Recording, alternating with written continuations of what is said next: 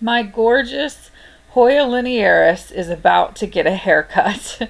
I don't want to do it, but it's necessary because this plant has been exposed to root mealy bugs and I can't tolerate that.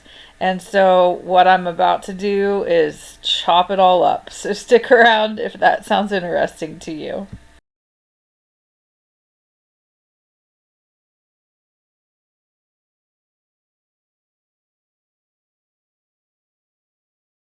I've put this off as long as I possibly could. I have really been dreading this. I'm not even going to lie, but there are a couple things that I did to make sure that I'm as prepared as possible, or the plant is prepared as possible. And I just want to show you these leaves up close. Linearis leaves, when they're well watered, look like this. So they're completely spread open. They're not rolled up tightly into themselves, which is how they look when they're ready to be watered. And I'll try and insert some B-roll here so that on the side, maybe I'll move this off to the side so that you can see. These are the nice open, well-watered leaves over here on the right, and Linearis leaves that need to be watered over on the left. So having a well-watered plant just means that when I take these cuttings, that they're not going to be suffering quite as much, that they will be able to bounce back more quickly. And I'm just going to get in here with some hand pruners and start cutting. The other thing is you want to have a nice sharp instrument for your cuts. You do not want to have hand pruners or scissors that are dull or not tight enough, if that's the word, that they can't make really nice sharp cuts. That will definitely injure the plant if you're just crushing the stem instead of making nice clean cuts.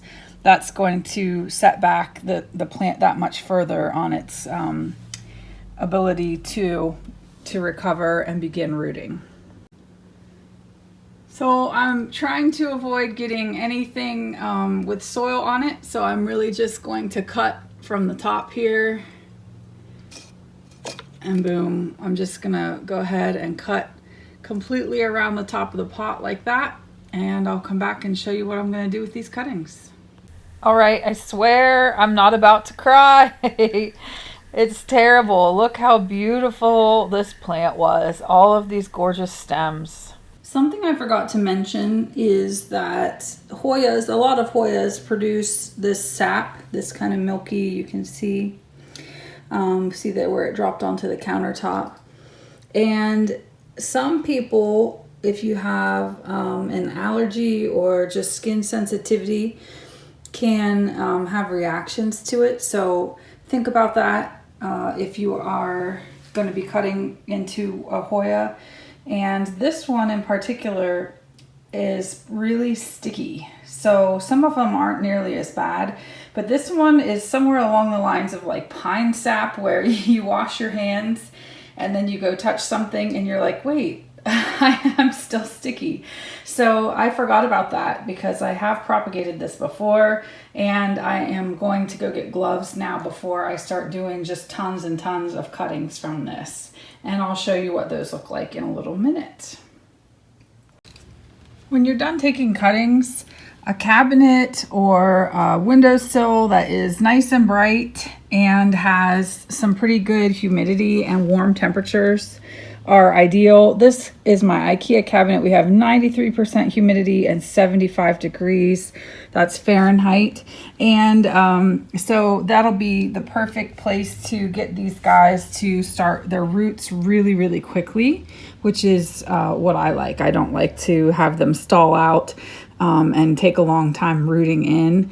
I'm hoping that these guys will root in really quickly. There is an example of what all my cuttings look like. I did want to show you, I have some tiny baby peduncles. Can you see there? Flower buds starting. So sad to cut Hoyas when they're getting ready to bloom. But it doesn't mean necessarily that it's the end. They can still bloom if they want to. Even as cuttings, I've had it happen. I actually am about to have a huge, big Hoya publicalis bloom.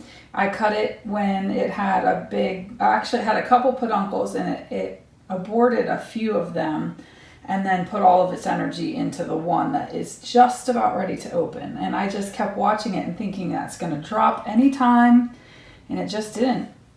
And then the other thing that I wanted to show you is, can you see the rubber bands that I have running across the cup, making kind of like a basket weave?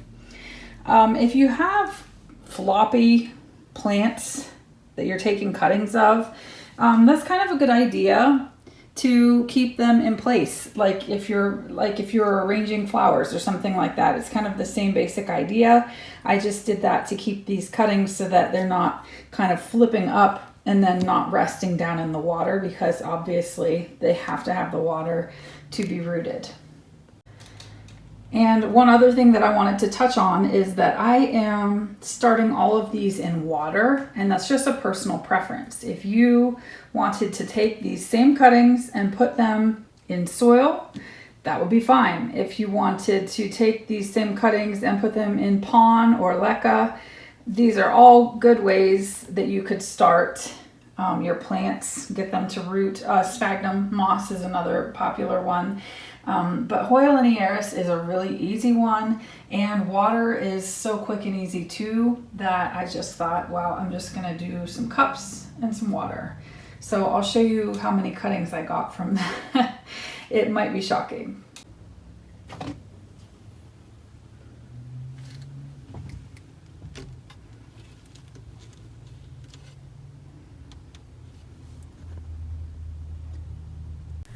Why am I so distractible? I see blooms and I get excited. I can't help myself. 12 seconds later. I thought I would show you where my Hoya Linearis cuttings are at this point. This is 13 days after I videoed chopping this guy up, and the water's kind of cloudy, but you can see that we have some pretty good roots going on in these containers.